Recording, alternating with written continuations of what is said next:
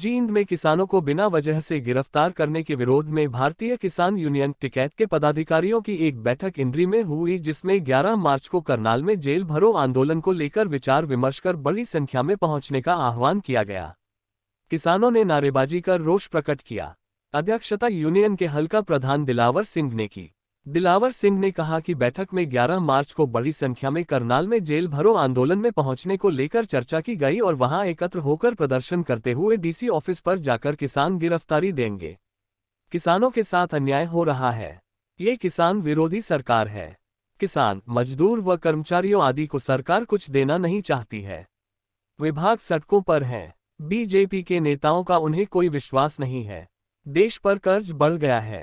युवा जिला प्रधान नरेंद्र सिंह श्योरन ने कहा कि जींद के कुछ किसान साथियों को पुलिस द्वारा उठा लिया गया है, जिसके विरोध में 11 तारीख को जेल भरो आंदोलन किया जा रहा है।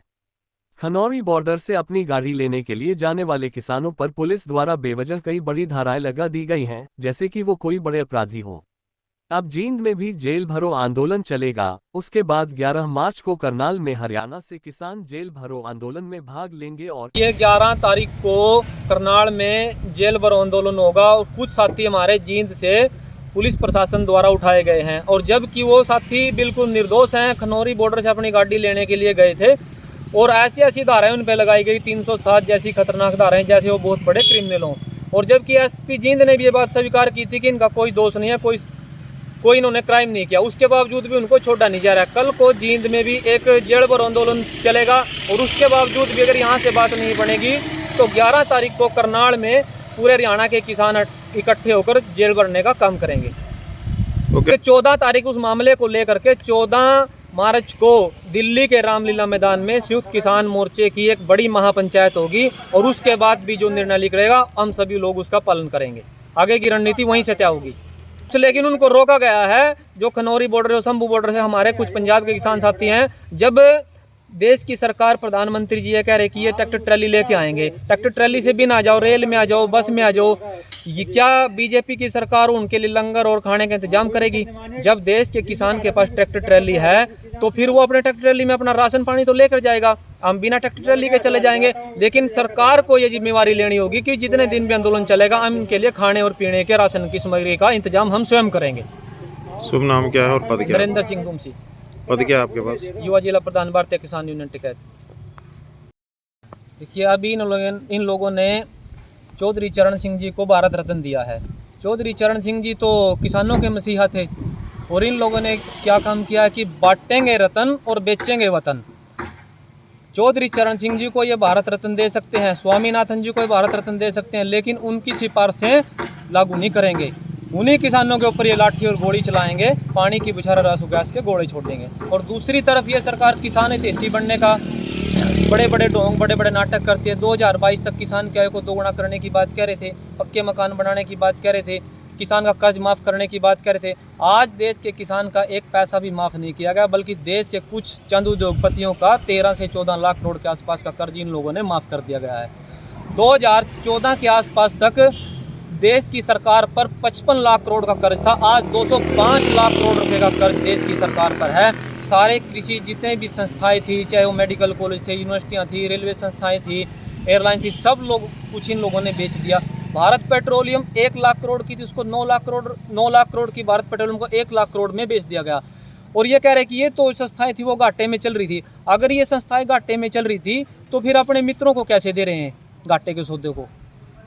देश के साथ आज सिर्फ किसान ही नहीं, किसान को ही बचाने की नहीं बल्कि देश को बचाने की ज़रूरत है। और सभी युवा साथियों से, चाहे वो कर्मचारी हो, चाहे आंगनबाड़ी वर्कर हो, देश का किसान हो, मजदूर हो, एक रिक्शा खींचने वाला हो, जूता सीलने वाला, सभी लोगों को एकजुट होकर इस तानाशाही सरकार के खिलाफ सड़कों पर उतरना चाहिए और अपने हक और अधिकार के लिए लड़ना चाहिए। चुनाव में बीजेपी का विरोध किया जाएगा? हाँ, बिल्कुल विरोध किया जाएगा। और ये तो सभी लोगों को, ये बीजेपी हो चाहे कांग्रेस हो, उनको मैनिफेस्टो देखना चाहिए कि आपका मैनिफेस्टो क्या है और मैनिफेस्टो में आप कौन कौन से वादे पूरे करेंगे और 5 साल में आपने कितने वादे पूरे किए गए। जिस भी गांव में लोकसभा और विधानसभा में इन लोगों का प्रोग्राम होता है, हर एमएलए एमपी से गांव के लोगों को सवाल जवाब करना चाहिए।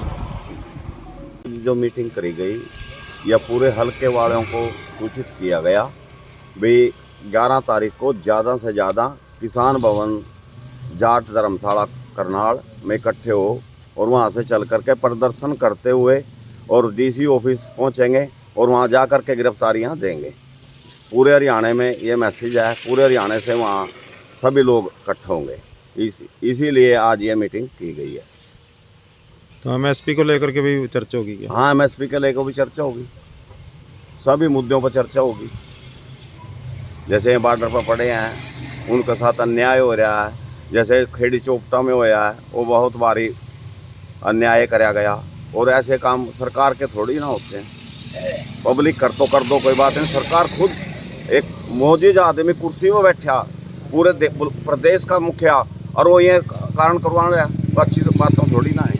तो क्या है, सरकार किसान विरोधी है? सरकार किसान विरोधी है। सरकार की जो मंशा है बिल्कुल गंदी और गलत है। वो उस किसान को, मजदूर को कुछ देना नहीं चाहती।